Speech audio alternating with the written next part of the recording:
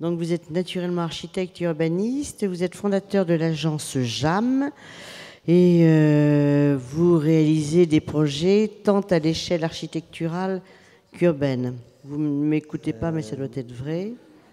Attendez, ici, le petit leçon, le PDF, donc comme ça, il n'y aura pas de problème. Oui, c'est ça le PDF, le PowerPoint, ça marche. Vous me parlez? Non, mais je vous ai présenté. Non, je vous en prie, je vous écoute. Oui. Non, mais ça y est, c'est fait. Architecte urbaniste, agence JAM, Voilà. et vous travaillez tant sur l'échelle architecturale que sur l'échelle urbaine. On essaye. Voilà. Et Voilà. bon, alors maintenant, chut, Anne, c'est fini pour vous. Alors, Et alors en plus, je veux comment dire, ça marche? Ouais, super. il bavarde. Alors, oui. Alors, non, mais ça va aller parce que je voudrais montrer des choses avec mon. Voilà. Et il est question de Alors là, on Brétigny-sur-Orge. change complètement de monde. C'est-à-dire, on parle du Grand Paris. Du très très Grand Paris. Voilà. Vous savez, quand on parle du Grand Paris, souvent c'est le Paris du métro, hein, et du métro, bref, de l'ensemble des gares et de l'ensemble du réseau. Et moi, je suis encore plus loin là, même si je suis sur une gare, je suis à Brétigny, donc sur un endroit qui est aux confins de ce qu'on appelle l'aire urbaine, c'est-à-dire la partie urbanisée de l'Île-de-France. Après, c'est la campagne, c'est Arpajon, voilà, on est donc dans le sud de Paris. On est sur la Francilienne.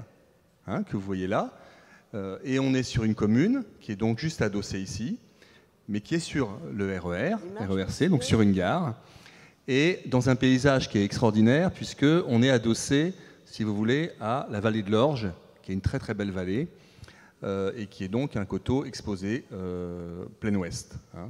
La vallée, donc, le dessin n'est pas très long. J'ai peur de te... Il marche, le stylo ? Oui, ça marche. Ah oui, donc d'accord. vous avez quelques images Voilà. qui montrent le site. Et donc, en fait, ce travail vient du fait que dans la planification, et notamment le SDRIF, dans le travail qui s'est fait à l'échelle régionale, comme c'était un site de gare, était ciblé ici un développement urbain important dans le cadre des enjeux de production de logements et de développement de la donc, très grande métropole. Hein. Voilà. Donc, ce qui est intéressant à Brétigny, c'est que Brétigny, c'est d'abord donc un village au départ qui est un village associé à l'Orge, qui a été coupé par la création des voies ferrées, hein, qui a donc sectionné ce village, coupé le centre-ville qui est plutôt de ce côté-là de sa vallée et de son grand paysage. Mais ce temps du train, moi j'appelle ça la ville du train, a produit un centre-ville, quand même, associé à la gare. Et c'est assez intéressant de réfléchir aujourd'hui sur les politiques publiques d'ailleurs liées aux gares, puisqu'on recommence comme dans les années 30, comme dans les grandes années du réseau ferroviaire qui a fait la banlieue parisienne, à reconsidérer qu'effectivement les gares vont produire du développement urbain. Et ce qui est important à Brétigny, c'est qu'il y a eu aussi le temps de la voiture, le temps de la francilienne, hein, qui a fait qu'à un moment, tout ce qui s'est développé, c'était du pavillon, la zone industrielle, la zone d'activité. Donc le centre-ville, quasiment, il n'y avait plus rien. C'est-à-dire le vrai centre-ville, c'était le Auchan ou le Leclerc ou le Carrefour qui était dans la zone d'activité, loin du centre-ville. Et donc, ce projet s'inscrit dans ce constat, avec l'idée qu'à l'occasion d'un terrain qui s'est libéré, qui était un ancien site industriel, effectivement, de grainerie, accroché à la voie ferrée, comme beaucoup d'industriels intelligents du 19e siècle qui s'installaient, qui installaient leur activité près du réseau pour s'ouvrir au grand territoire et trouver donc des marchés. À l'occasion de cette libération, l'agglomération et la ville ont acheté le terrain et ont visé d'y faire ici une opération importante permettant de faire un centre-ville, en quelque sorte, nouveau, et donc de reconquérir l'idée de centre-ville qui s'était totalement dilatée dans les pavillons et dans les zones d'activité. Vous êtes sur 42 hectares, vous, hein? Alors non, c'est assez marrant parce que je suis sur 45 hectares. Ah, il a grandi lui aussi. Et je produis 21 hectares, grosso modo, d'espace public tout confondu, dont une douzaine d'hectares de parcs. Et donc il y a une espèce de parallélisme, oui, toute mesure prise en compte, puisque, pareil, il y a une espèce de grand parc qui a vocation... C'est pas la même vocation, c'est intéressant, parce que là, c'est la ville ultra dense, dont le parc est une respiration, est un enjeu quasiment hygiéniste, de qualité, de fonctionnement, de bien vivre. Ça, c'est plutôt pour eux. Tandis que moi, le parc, il a une raison écologique, mais il a une raison aussi de levier d'attractivité résidentielle et de justification d'une certaine densité, et aussi de faire venir des gens qui vont venir construire, parce que contrairement à Paris où tout le monde veut venir construire ou habiter, Là-bas, faire venir un promoteur vendre du logement, c'est beaucoup plus difficile. Vous avez du mal? Et ça marche très bien, mais on en parlera après de la méthode peut-être. Et donc, c'est vrai qu'il y a eu un arsenal comment dire, de raisonnement, de voyages qu'on a fait avec des élus. Il y a eu un concours de manière à construire les conditions de ce projet, de manière à ce qu'il soit apprécié aussi par les gens qui habitent là et les gens des lotissements qui ont acheté leur maison et tout d'un coup on va leur mettre un peu une densité et leur faire comprendre l'intérêt de pouvoir étendre ce centre-ville. Donc vous avez ce terrain ici, hein, donc vous avez les périmètres qui expliquent, qui correspondent globalement au site. On est dans un ancien site industriel, donc avec les anciens ateliers que vous voyez ici. Vous avez la voie ferrée, la gare, et vous avez, j'appelle ça l'ancienne maison du patron, hein, une espèce de pudding architectural du début 20e. Pas mal. Bon, voilà. Hein. Bon, vous voyez, avec son jardin, enfin le patron, quoi, hein, avec sa mare en face, voilà, super, quoi. Alors, on est dans un site, vous voyez, voilà, vous voyez bien la voie ferrée, hein, vous avez la Francilienne, les grands réseaux qui irriguent ce territoire. Je crois que c'est Arpajon ici, si je vois mal de là où je suis, la vallée de l'Orge, et vous voyez le terrain, et vous voyez tout de suite qu'il y a un parc qui a été proposé, qui était dans le programme du concours, et qui vise finalement, et c'est pour ça que je pense qu'on a gagné là où on a mis le parc, puisqu'on a mis le parc sur la voie ferrée, sur la gare. L'idée du parc, c'est d'en faire un parc pour l'ensemble de la ville, pas simplement pour le quartier. Hein. Bon, je ne m'attarde pas trop vite, je vais vous expliquer les grands principes du projet. Les grands principes du projet, c'est ce que vous voyez ici. Il combine plusieurs objectifs. Ouvrir la ville, comme je le disais, sur la vallée de l'Orge, c'est le schéma que vous voyez ici. Hein. Le centre-ville, je rappelle, est de l'autre côté de la voie ferrée. Hein. Donc, deuxième sujet, la gare au cœur du centre-ville étendue vers l'ouest. Vous voyez, le centre-ville s'étend vers l'ouest dans l'opération, et avec le lieu de la gare devenant le grand espace central, sur lequel, justement, on va défendre l'idée de programmes actifs, de bureaux, de commerce.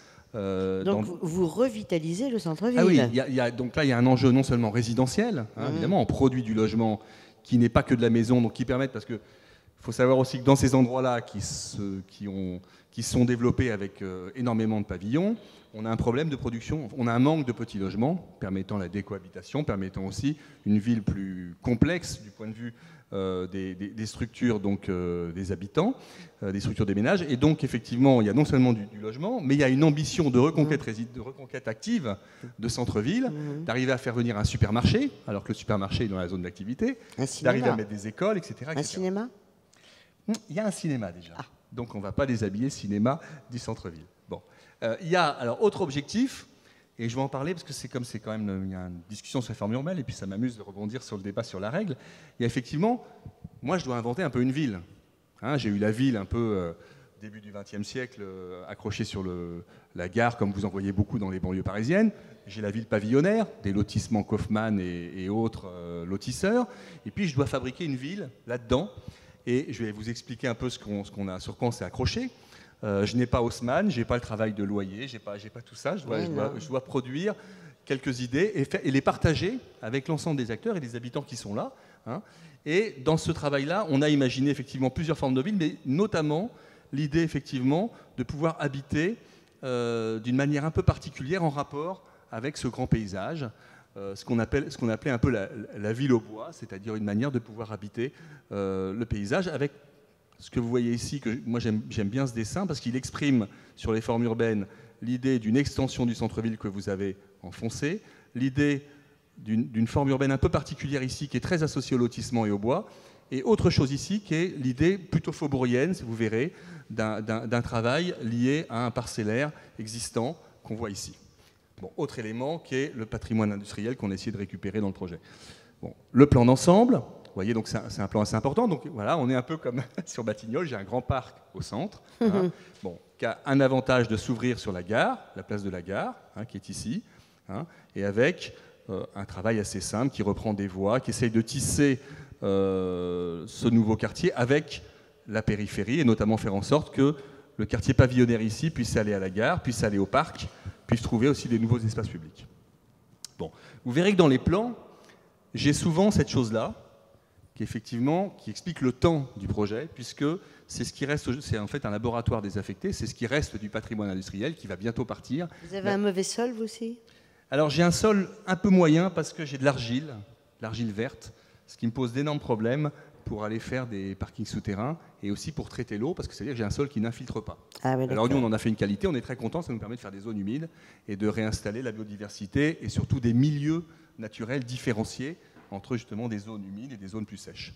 Hein. Bon voilà, vous voyez le projet, ça c'est en foncé, enfin en marron, là vous avez l'état foncier, hein, les parcelles. Hein. Donc nous, on ne fait pas ici de macrolo, mais je vais revenir sur le macrolo parce que j'en fais un quand même à cet endroit-là. Vous allez surtout nous dire ce que c'est. Oui, oui, il y a plusieurs définitions. Là, vous avez l'ancienne usine, l'ancien bâtiment industriel qui est retapé et remis avec un programme un peu compliqué. Hein. Vous avez ce que j'appelais le pudding, la maison du patron, avec son jardin.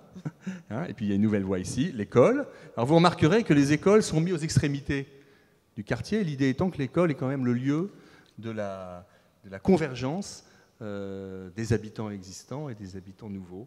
Et donc c'est un lieu du vivre ensemble. C'est pour ça qu'on a tout fait pour... En fait, un des exercices importants, je pense, dans les projets urbains et dans ces fabrications de fragments, c'est d'éviter de faire des périmètres. C'est d'arriver à exploser le périmètre et donc d'arriver à rassembler ce qui existe avec ce qu'on projette. Et c'est vrai que les équipements publics et les espaces publics sont des lieux très importants pour réussir ça, donc c'est la raison. Et pourquoi les extrémités alors ? Parce que le fait de mettre l'école ici fait que l'école sert pour ces gens-là, oui. et puis sert aussi pour ces gens-là, donc permettre aux anciens et aux nouveaux de vivre ensemble, de se rencontrer. D'accord. Voilà.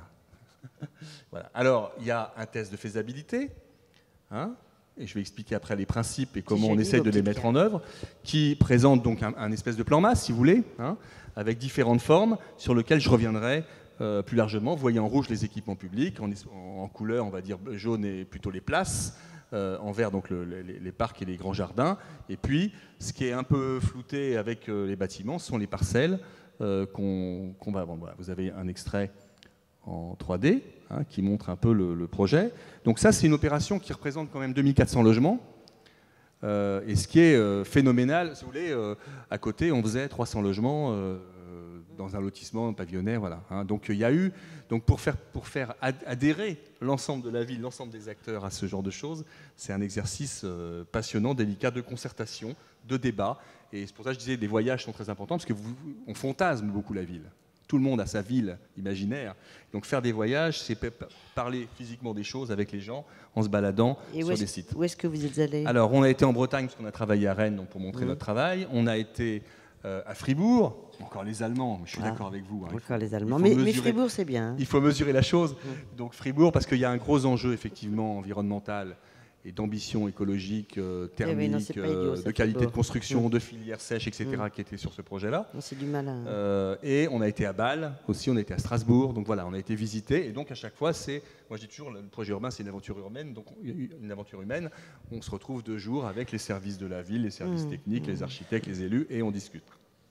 Alors, donc je ne vais pas m'attarder sur l'espace public, mais c'est pour rappeler qu'on est proche de la vallée de l'Orge. Mais en même temps, on est sur le haut, sur le plateau. Les graineries, c'est la manière de faire pousser des graines, c'est sur un terrain quasiment plat, et donc qui est un peu ingrat pour habiter. Donc, une des ambitions du projet a été, du point de vue paysager, de faire remonter, en quelque sorte, le paysage de l'Orge, avec son boisement magnifique, sur le plateau, hein, et d'en faire une des conditions de la qualité d'habiter, de la qualité résidentielle. Et donc, on va planter effectivement des milliers d'arbres pour pouvoir fabriquer cette ville attractive, puisque je rappelle, pour que effectivement un promoteur vende ici, il faut qu'il ait le marché, et que donc il faut que les gens aient envie d'habiter dans un contexte extrêmement concurrentiel, et puis vous l'entendez tous les jours avec la difficulté du logement qui est un peu hallucinante. Donc il y a un grand parc qui est une espèce de levier très important là-dedans. C'est Pascal Antel, l'agence Hill, qui a gagné ce parc. Aujourd'hui, il est en chantier. Hein, il va être livré à la fin de l'année. Là, vous avez une photo en cours d'ailleurs, hein, avec les premiers bâtiments qui sortent. Donc vous voyez des immeubles quand même sur le parc. Évidemment, je mets des immeubles importants à l'échelle de l'usine qui est ici, qu'on a retapé en logement, commerce, bureau et activités commerciales, je l'ai dit. Donc vous voyez, à Bretigny, on installe tout d'un coup des immeubles. Évidemment, je suis très très loin de ce qu'a présenté ma camarade tout à l'heure. Il est tout petit. Moi, je suis tout petit, je suis à ras du sol. Hein. Il est en 3e couronne, donc c'est normal. Bon, quelques espaces publics. Donc effectivement, la puissance de feu, en gros, de l'adhésion, pour que les gens adhèrent, il faut qu'ils trouvent une qualité. Et qu'on arrive à faire ici ce qu'on ne sait plus faire dans ces 3e couronnes, c'est la qualité des espaces publics, des sols en béton, quasiment, je ne serai pas aussi on ne sera pas aussi bien qu'à Batignolles, mais de cet ordre-là. Pour que la métropole soit, pour que ces espaces-là, cette densité soit appréciée, il faut qu'on y trouve effectivement les services, la mixité, la qualité des sols, la qualité des lieux et des programmes publics, d'où ces images que vous voyez qui montrent un peu ça. Bon, je montre juste cette image sur les programmes parce que finalement, en France, il y a énormément de projets qui sortent, urbains, et ces projets sont beaucoup du logement. Comme les grands ensembles à l'époque ont été d'abord des programmes de logement. Hein. On sait que c'est difficile parce que la ville, c'est pas que le logement, évidemment. La ville, c'est la mixité, c'est des gens différents, c'est l'activité, c'est etc. Et donc ces projets essayent, d'où les couleurs un peu différentes, essayent d'installer de l'activité en ville, de faire revenir des artisans, essayent de faire du bureau quand on sait que le bureau est évidemment complètement capté par les autres ambitions métropolitaines, en particulier sur le réseau de l'AIGP, donc le réseau du Grand Paris. On essaie de faire du commerce, comme je l'ai dit, c'est-à-dire faire revenir du commerce sur le centre-ville. Et aujourd'hui, c'est en train de réussir. C'est pour ça que je montre cette carte qui montre la diversité des couleurs. La diversité des couleurs montre la diversité de la mixité. Bon, je ne m'attarde pas sur les photos, je vais y revenir. Voilà, donc moi, ce qui m'intéresse, c'est de vous montrer ça, surtout les formes urbaines. Donc quand on a à faire effectivement un développement aussi important, comment je m'accroche sur les formes urbaines, j'ai pas Haussmann à côté, j'ai pas un tissu forcément cohérent. Donc on a raisonné suivant trois directions. La première direction a été de dire, il y a la place de la gare, il y a le grand bâtiment de l'usine, et on est ici sur des formes urbaines de centre-ville, vraiment de centre urbain, c'est-à-dire que les espaces sont la cour, par exemple, la cour de l'immeuble. On est dans des choses qui sont vraiment la logique d'immeuble, la logique de la cour de l'immeuble, et qui donne des bâtiments de cette ampleur-là. Après, j'ai une autre forme, et qui, vous voyez, qui reprend la continuité des grandes parcelles un peu maraîchères qui ont été loties à l'époque des années 30 par des maisons cheminotes et qui nous intéressent beaucoup parce qu'évidemment, elles vont dans la direction du parc et qu'on a construit, imaginé, suivant des grandes parcelles profondes, on va en parler, je vais le montrer, et avec le principe de la villa, c'est-à-dire que moi, il fallait que je définisse une règle. Philippe l'a dit, c'est qu'à un moment, quand on coordonne, est-ce que j'impose le balcon, est-ce que c'est la diversité architecturale, mais il y a une emprise imposée. Là, l'idée, c'était de définir le principe de la villa urbaine. Je ne sais pas si vous voyez ce que c'est un système distributif interne à la parcelle. Villa urbaine. Villa urbaine. C'est la première fois qu'on prononce ce mot. La villa urbaine, c'est un dispositif génial. Bon, je vais vous montrer des exemples. Et ça a été, si vous voulez, ce qui a permis d'organiser l'ensemble du développement avec des architectes différents, des promoteurs différents. Et puis le dernier sujet, c'est ce que j'appelais la ville au bois, c'est de ce côté-là, c'est effectivement plutôt la ville-parc, là. C'est-à-dire c'est l'idée que j'habite dans un espace beaucoup plus ouvert, contrairement à ici, où j'habite dans un espace plutôt entre murs, hein, comme l'indique cette chose-là. Et donc vous comprenez, on va mieux le voir, qu'à chaque fois, les réponses sont contextuelles. En fait, c'est la politesse du voisinage et de la situation qui ordonne l'idée des formes urbaines qu'on veut y développer. Ça ne vient pas comme ça. Par rapport à ce que disait Philippe sur la ville générique, c'est qu'effectivement, c'est quelque chose qui en même temps m'effraie un peu et qui m'effraie aussi ici, c'est qu'on se retrouve partout quasiment maintenant avec les mêmes architectures d'enveloppe, vous les voyez partout, qui répondent à l'ambition environnementale, qui répondent aussi à une écriture contemporaine, enfin, des 15 dernières années, on va dire, qui n'est plus l'écriture moderne, qui avait aussi ses règles. Et, vous avez l'impression que les architectes se copient ? Oui, il y a un effet où le monde de la construction est devenu un peu disparu. Aujourd'hui, effectivement, on sait quasiment tout faire. D'empiler un mur, c'est pas compliqué. On coule un mur de béton et on peut faire n'importe quoi avec le mur en béton. Le logement aussi, comme science, l'espace du logement. D'ailleurs, vous avez vu, ni moi, ni mes camarades n'ont présenté un plan de logement. Un plan de logement, la cuisine. Hein. Bon, à une certaine époque, je crois, moi quand j'ai commencé, je ne vais pas donner mon âge, mais enfin bref, il y a une quinzaine d'années, on parlait du logement à travers les plans de logement. Là, aujourd'hui, je m'étonnais d'ailleurs, je fais une petite pique, dans la présentation de la maquette de Batignolles là-bas, vous avez du projet, vous avez le projet en maquette, vous avez des images, on a la rue, le vous n'avez pas un plan. Pas un plan de logement. Or, le logement est un sujet. Donc, voilà. Ah bah ouais, excuse-moi. Bon, j'avance parce que je vais encore me faire taper sur les doigts. Donc, dans le centre-ville, il y a effectivement, dans cette première forme, il y a cette échelle. Et en fait, grosso modo, il y a l'usine qu'on a désossée, qui a donné grosso modo, son gabarit. Et voilà, moi j'aime beaucoup cette photo parce que voilà, on désosse. Et le château d'eau qui permettait d'alimenter tout ça, parce que je rappelle, c'est un système de graines, de grainerie, une industrie du grain, et a été conservé dans le projet. Donc on est dans des questions on est aussi pas loin de Batignolles, domestiquer le faisceau ferré, avec quand même le Paris-Bois qui passe, je sais pas, à 50 km/h, donc évidemment on n'est pas en tête, enfin on n'est pas en queue de ligne, où là les trains vont longuement, on est dans des choses assez compliquées sur le plan acoustique, donc avec des questions de bouclier acoustique permettant de faire la troisième façade de la place, donc avec des choses un peu compliquées, ça c'est en cours d'étude, et vous avez effectivement des architectures assez importantes qui permettent d'avoir, donc avec des espaces qui sont de l'ordre de la cour, c'est pour ça que je vous disais, dans les formes urbaines, il y a les bâtiments, mais il y a les espaces résidentiels, il y a les espaces au cœur du bâtiment. Dans la ville des faubourgs, vous voyez, il y a les cours, il y a toutes ces choses-là. Donc effectivement, cette forme urbaine de centre-ville, c'est vraiment ce type de production.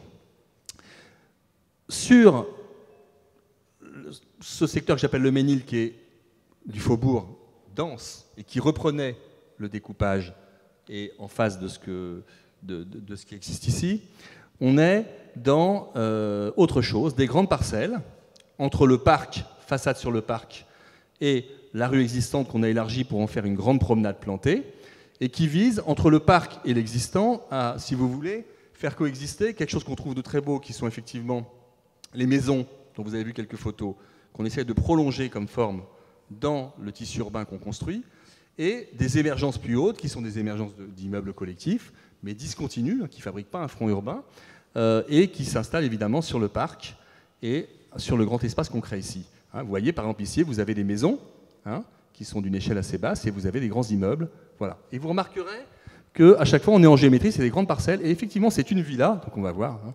La fameuse villa urbaine. La villa, c'est le principe, si vous voulez, que dans un terrain, dans une grande parcelle, j'installe une distribution, en général centrale, mais qui peut être latérale, ce que vous voyez ici, qui permet de desservir les constructions et de les organiser. Donc ce n'est pas une rue, la rue elle est ailleurs, c'est un espace privé, et ça permet de lotir, si vous voulez, et de fabriquer un espace privé d'une certaine qualité, dont vous allez voir les photos, qui nous semble extrêmement intéressant. Et ce qui est par ailleurs intéressant, c'est que ça permet aussi des découpages multiples, permettant éventuellement d'assembler plusieurs propriétaires. Donc dans l'histoire qui est assez sapin sur Bretigny par rapport à ça, donc là on n'est pas du tout dans le macrolot, parce que contrairement au macrolot, je viendrai tout à l'heure sur le macrolot, c'est un lotissement, c'est une division de parcelles. On assemble des propriétés différentes, ou c'est une même propriété, mais regroupées autour de la villa qui distribue. Voilà. Et alors ce qui est assez marrant dans cette histoire, c'est qu'au début de l'opération, Philippe a connu ça parce qu'il était un des architectes qu'on essayait de faire construire sur cette opération, c'était pas encore la crise, et donc une opération, c'était 100 ou 120 logements, et tout le monde voulait prendre qu'une grande parcelle. Le promoteur, notamment, disait, moi, il me faut 120 logements pour que ça puisse être économiquement viable, etc. Et puis, en 2008, il y a eu la crise qui a fait beaucoup de mal à l'immobilier. Et donc, tout d'un coup, le fait qu'on avait pensé cette division a marché, puisque petit à petit, on a redécoupé pour faire des opérations qui sont plus de 40 logements, si vous voulez, de manière indépendante, permettant à un marché saturé de fonctionner. Voilà. Vous avez réduit l'échelle, c'est ça? Oui, mais c'est pour donner la vertu du découpage dans un système économique complexe et pas forcément... ça a été la réponse à la crise, alors? En tout cas, ça permet cette souplesse-là. Tandis qu'un macrolot, qui est quand même... le macrolot, si vous voulez, il met ensemble plusieurs promoteurs, plusieurs investisseurs, pour fabriquer l'opération, et donc d'en mutualiser en quelque sorte les investissements et les charges, et même, j'ai envie de dire, les éléments de programme. Par exemple, le macrolot permet notamment de mutualiser le parking pour tous. C'est-à-dire que je prends un terrain, j'ai plusieurs propriétaires, donc le terrain, et je mets le parking, comme dans des immeubles sur dalle, en quelque sorte, avec plusieurs propriétaires, le parking, il est partagé par tous. Donc vous comprenez, ça devient une espèce de méga structure. Ce qui est différent d'un lotissement ou des parcelles, comme à Paris, si vous prenez même Haussmann, vous avez des parcelles, on peut démolir un immeuble et en reconstruire un sans embêter le voisin. Tandis que le macrolot, il faut démolir tout le parking, mais qui est le parking de l'ensemble. Et donc, évidemment, c'est plus compliqué. Bon, ça a des vertus opérationnelles, vous verrez, on en a fait un ici. Mais c'est contraignant quand même. Mais ça pose la question de l'évolutivité, et y compris de la difficulté, si j'ai plus les moyens de faire. Eh ben, je vais très vite parce que je vais terminer. 5 minutes. Voilà, il me reste 5 minutes. Bon, je montre quelques images, donc ce que ça donne. Donc la villa, c'est par exemple une chose comme ça. Mais c'est privé, ça. C'est une allée centrale qui me permet de mettre la relation entre le cours close, enfin la grande rue plantée ici, et le parc. Qu'est-ce que ça veut dire, c'est privé? Pardon? Qu'est-ce que ça veut dire, c'est privé? C'est pas public. Ça, c'est une cour de distribution comme une cour d'immeuble privé. Alors, quand il n'y a pas de digicode, tout le monde peut passer, mais s'il y a un digicode, voilà. Mais si vous voulez, ça fabrique de manière très claire. C'est comme la Villa Montmorency à Paris. Exactement, c'est la Villa Montmorency. J'attendais que vous veniez justement. C'est le modèle de la Villa Montmorency. Simplement, ce qui est très important ici, c'est que ça me donne une règle qui ordonne l'ensemble des architectes. Vous voyez, c'est plus le balcon ou c'est plus la peau, l'enveloppe de l'architecture, c'est la typologie architecturale, c'est-à-dire l'immeuble en longueur, l'immeuble sur porche ou le petit plot, et l'idée de la villa qui me fait coordonner l'ensemble et qui donne une cohérence au tissu urbain, comme un lotissement, comme la Villa Montmorency, il y avait ce découpage avec les maisons, etc. Bon. Et le digicode. Voilà. Alors, la dernière forme urbaine, c'est la ville-parc. On va donc plus, qui est la deuxième tranche de l'opération, là on est vers l'Orge, et là on est à côté des lotissements pavillonnaires, qui est autre chose. Vous voyez, c'est toujours un tissu orienté, c'est-à-dire d'un parcellaire orienté, en général entre le parc de l'Orge et la rue. Et là, ce qui est intéressant, c'est que, comme on est à proximité le pavillonnaire, on s'est dit, on va essayer de conjuguer des échelles très basses, donc des maisons, en quelque sorte, même si c'est des maisons en copropriété, et des immeubles qui vont monter R+5, on aurait voulu monter R+6, alors qu'on pourrait faire partout R+2 ou R+3. Alors là, mais on s'est dit qu'il y avait un intérêt d'habiter le sol. Il y a rupture, là, quand même. Il y a une très grosse rupture qui est voulue. En même temps, il y a une continuité, puisque cette échelle-là... Non, parce que ces maisons-là, c'est cohérent avec ce qui est à côté, qui sont les lotissements pavillonnaires. Oui, c'est vrai. En partie. Et l'autre chose très importante là-dedans, vous voyez, c'est que je fais rencontrer le monde du ciel, c'est-à-dire la vue sur la vallée, la vue sur profonde, donc le collectif, et le monde du sol, vous voyez, je fais écho au lotissement à côté, alors, évidemment dans une architecture pavillonnaire, une architecture contemporaine, et donc il y a d'un côté, j'occupe le sol, de l'autre côté, j'occupe le ciel. Et tout ça avec des grandes cours. Vous êtes partout. Des grandes cours, alors vous avez une image, j'ai pas bon, voilà, mais tout ça avec des grandes cours, quasiment 800 mètres carrés, qu'on impose comme inconstructibles pour pouvoir planter nos 50 chênes. Voilà, pour pouvoir installer cette espèce de ville au bois et donc ce paysage, un peu de ce grand lotissement paysager. Voilà. C'est très convaincant. N'est-ce pas? Alors, ce qui est très bien dans un projet comme ça, parce que je n'ai pas la force de frappe de Batignolles et de Paris, c'est quand il manque de moyens. Non, mais même, il fait son pauvre, là. Non, mais vous êtes à l'autre bout de la métropole. C'est quand vous avez des acteurs connus, par exemple là c'est I3F, qui est un bailleur social assez connu, notamment à Paris, qui dit « je vais tenter une expérience ici parce que je crois au projet urbain ». Donc I3F a financé une consultation et sort la première opération énergie zéro, c'est-à-dire que du point de vue environnemental, il n'y a pas, il recycle, enfin, il crée l'énergie qu'il a besoin pour son propre fonctionnement, avec photovoltaïque, super isolation, et donc qui a fait qu'il y a la première opération logement social énergie zéro qui a été réalisée donc à Brétigny. Donc ça, c'est l'idée du macrolot, par exemple, qu'on a fait à cause de l'usine. Là, vous avez l'usine, on y a mis 3000 m² de bureaux, un supermarché de 2000 m², ce qui est quand même énorme par rapport à la situation, du logement libre et du logement social. Et donc là, vous voyez, on imbrique plusieurs propriétaires, plusieurs investisseurs. Donc c'est une espèce de... Là, on est vraiment dans le macrolot, sur la place de l'église. Bon, là, vous avez le réseau de chaleur, qui est aussi très important avec Chaufferie-Bois, le contrôle des dépenses, l'ossature bois, enfin l'école qui a été faite en structure sèche. Et puis la dernière chose que moi je trouve passionnante, c'est que le constat, quand vous faites des projets urbains qui vont durer aussi là 15 ans, vous regardez ce que vous venez de réaliser, vous faites le constat de l'échec ou de la réussite. Et un des constats d'échec qu'on s'est rendu compte, c'est qu'on n'arrivait pas à lutter contre le périurbain. C'est-à-dire qu'on n'arrivait quand même pas à faire venir des familles qui continuent à aller à Arpajon ou à côté faire leur maison. Et donc on s'est dit, il faut qu'on arrive à réaliser des vraies maisons, des maisons à garage. La force du pavillon. Voilà. Non, mais c'est extrêmement intéressant. Donc là, on s'est dit, on va essayer de réussir à faire des maisons en centre-ville. Vous voyez, imagine des maisons à Paris, c'est le bonheur. Là, c'est le rêve. Voilà. Donc des maisons en centre-ville. Et donc d'arriver à trouver un montage pour le faire.